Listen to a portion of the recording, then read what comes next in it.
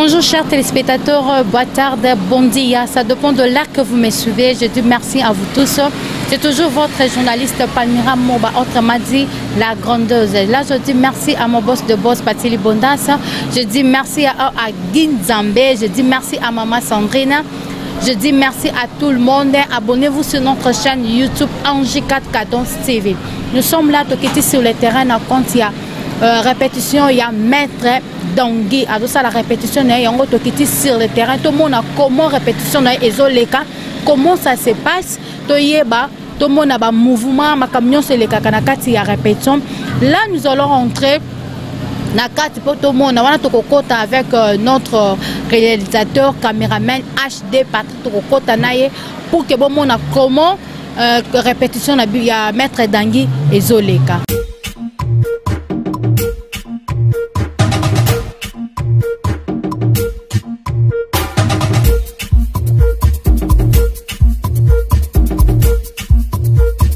Coutinho Produções, a potência máxima.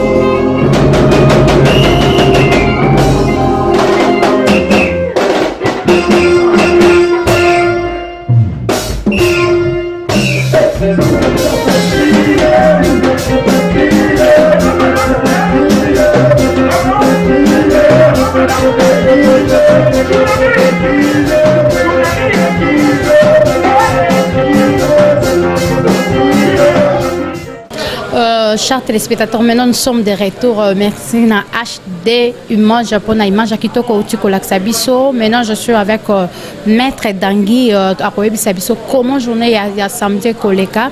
Avec lui nous allons essayer un peu de parler. Bonjour papa. Bonjour. Maître Dangui, vous allez très bien? Non, très bien. Nangolo Nzambe. Après si santé. Donc tout ça bien très à l'aise quoi. Tout le monde le na répétition et allélo, mais tout le monde répétition et allélo c'est un peu différent par rapport à la répétition sur les caca. Tout le monde a un différent et ça pour nani pour que le cher téléspectateurs qui sont en train de nous suivre partout, bah parce que tout le monde a un comme c'est spécial, comme c'est lié quelque chose où c'est caché dans cima. Tout le monde a différent par rapport à quoi? Non, répétition les lots et ça qui toujours préparé activité concert on les a au sangan anniversaire nana, où ils a les lots déjà. Et ils ont les lots mais au fait au samedi donc ils ont toujours préparé la conséquence et puis ils ont ouverture il y a orchestre et mobimba parce que bah bien dans la salle à playback les lots bande tsunami mobimba donc orchestre bah accompagner là bah les matou bazawana te représenter un peu la conséquence quoi c'est ça. Tout le monde peut na ba fiche tout le monde bien ici ba DJ Ebele. Tu habites Zaka play black, tu conseil pénal qu'on a un instrument. Pour la journée, il y a le 24. Non, ils ont concert, ils ont un instrument. Bah DJ, bon, ça la ouverture à show. Il y a concert, il y a beta banzembo, banzembo na biso Angola, banzembo international. Après, ils ont appelé la artiste sous national. Au boya participer, moromi balemi sato. Après la semaine, on débat Robin Asko orchestre, mon mieux côté, on est ouverture à show. Il y a concert. Mais ma collègue peut me peut participer avant la matin. Mais ouverture c'est un DJ beta pour comprendre que non déjà ma camouille bandit. Mais il y aura aussi d'autres musiciens qui seront là. Il y a bande comme ça, les musiciens, il y a des Angola et ils ont la surprise. Na bona tanga ba combo mais bon jouer bango mieux quand un concert bato ba comprendre que oh kinga ni pas ala qui donc biso na tsunami za mingi. Silence, ça peut travailler. C'est vraiment une bonne chose, chers téléspectateurs. Papa Toyoka qui va le but aux studio. Toyoka qui va studio combien de niveau nini? Bon, dans un studio ici là qui déjà. On a une abîme ça va dire mon soubongo et puis bateau a travaillé na bon au niveau Europe et puis au niveau Angola. Bah il il faut cabola disque ana. On l'a lancé 16 maman mais vous lancer 8.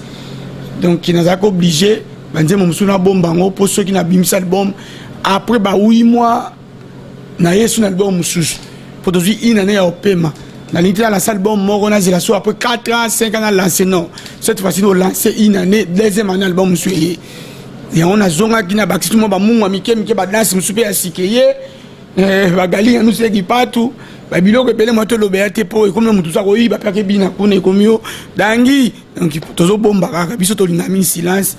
Tant que la TV doit comprendre. Que le bic olingaka mingi silence mais la moninze moko zo beta auto beta partout beaucoup zoar. Et ça parmi na 4 albums ozo préparé non mais na yo quand zo beta partout c'est comme si bato bazo kata comme si album est bimé to ndengeni parce que zo beta penza partout. Ba kozwa ezanzembo na sala na bomba pour bima disque.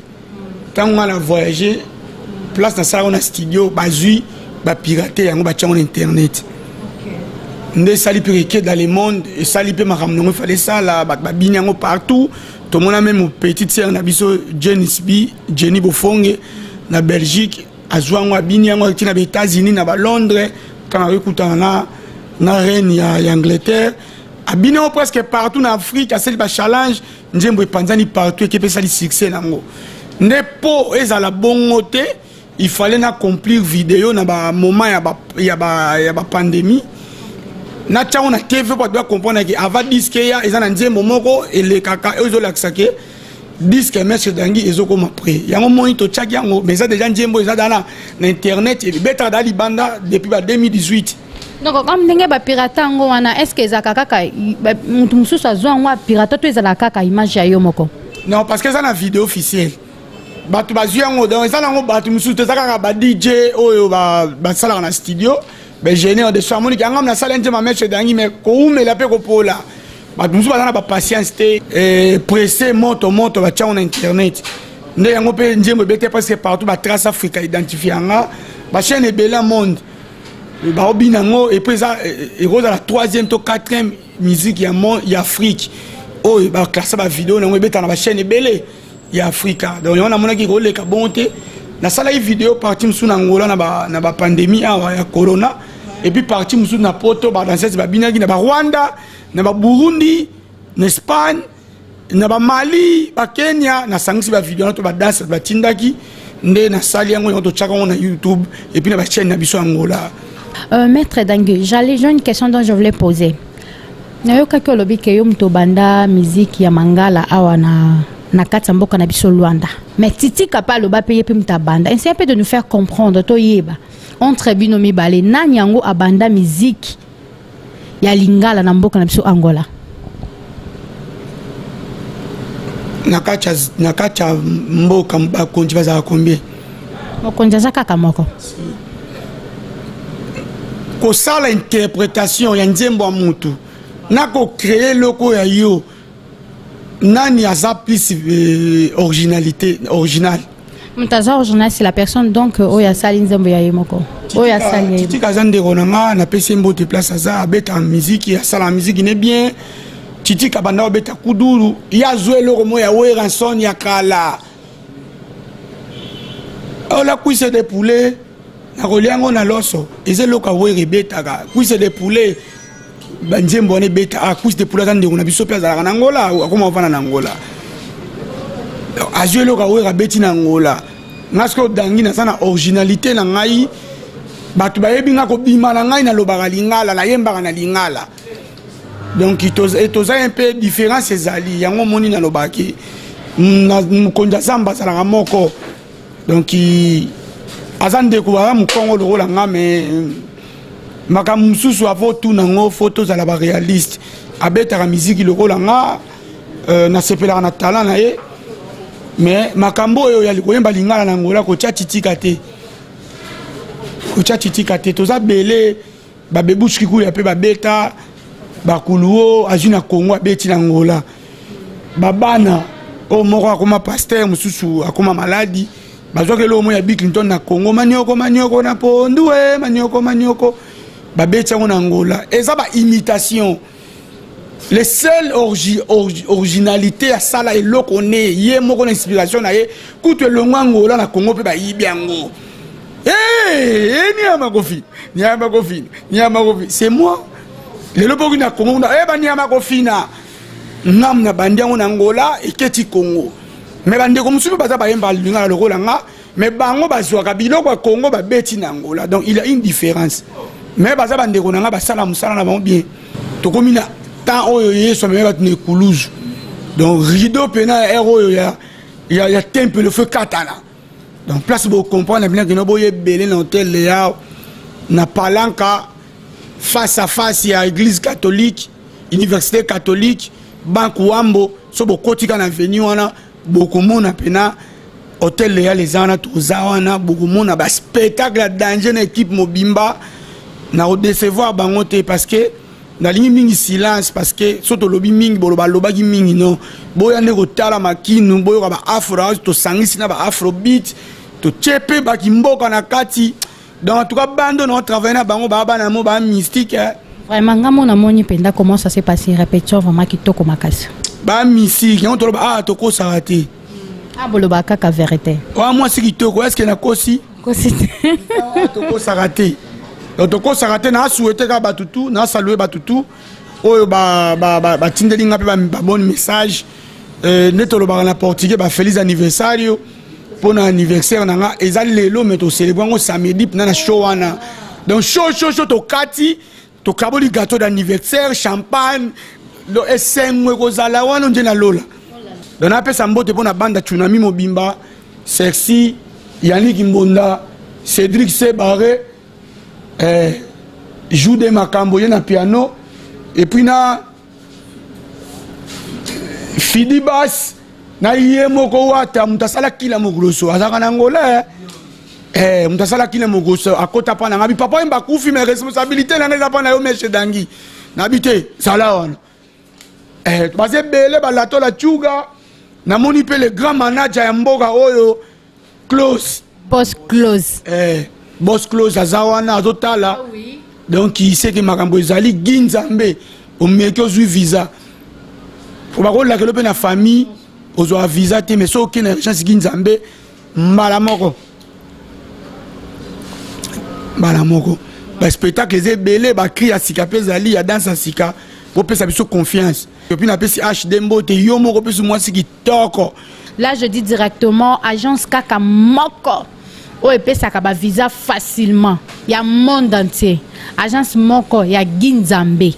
Donc on nyonso tam soza ba boya ko pesa ba visa na famille ba kanga mais so y pas ginzambe directement facile aux visa non. Là je dis merci aussi na Ginzambe, je dis merci na HD Image, je dis encore merci na Joël Kumbi, si je ne me trompe pas Joël, je te salue là où que vous êtes. Là je dis encore merci na boss de boss close, hein? Je dis merci Talakayo boss Amunene, et puis je dis encore merci na mon boss Pati Libondance, et puis je dis encore merci na papa Joël Lelo Balelo na Lela yo fort. C'était vite en beau sanité. Maintenant, là, vraiment, nous sommes arrivés à la fin de notre émission.